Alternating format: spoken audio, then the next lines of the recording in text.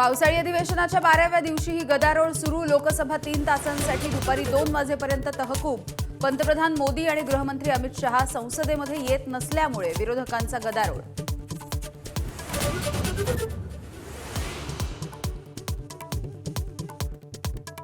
E20 पेट्रोलच्या विरोधात अरविंद केजरीवाल मैदानात. आज पंतप्रधान मोदींच्या घरावरती मोर्चा. देशभरातून आलेली निवेदनं पंतप्रधानांना देणार.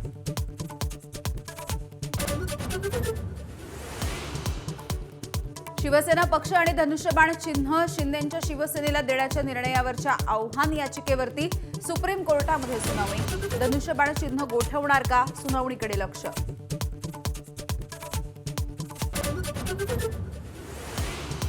सुनेत्रा पवार यांच्या राष्ट्रवादीला निवडणूक आयोगाचं पत्र. अजित पवारांच्या पश्चात कोणते बदल केले त्याची कागदपत्र सादर करा, अशा सूचना.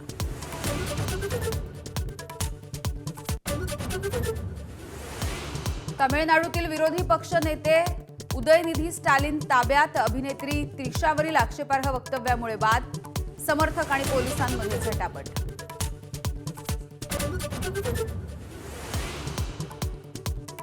डॉक्टरांच्या विविध संघटनांचा आज 1 दिवसांचा बंद. BHMS डॉक्टरांना महाराष्ट्र मेडिकल काउन्सिलमध्ये नोंदवण्याच्या प्रस्तावाला विरोध.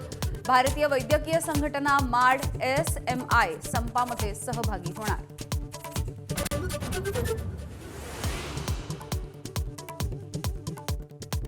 ओल्ड मॉन्क, मॅकडॉवेल्स, बॅकपायपर, रॉयल चॅलेंजच्या रम आणि विस्कीच्या काही प्रोडक्ट्सच्या विक्रीवरती बंदी. FSSAIच्या चाचण्यांमध्ये कृत्रिम फ्लेवर्स आढळले.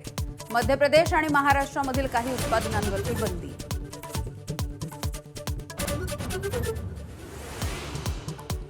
पद्मश्री DY पाटील यांचं कोल्हापूरमध्ये निधन. वयाच्या 90व्या वर्षी घेतला अखेरचा श्वास. शिक्षण क्षेत्रामध्ये उल्लेखनीय कार्य.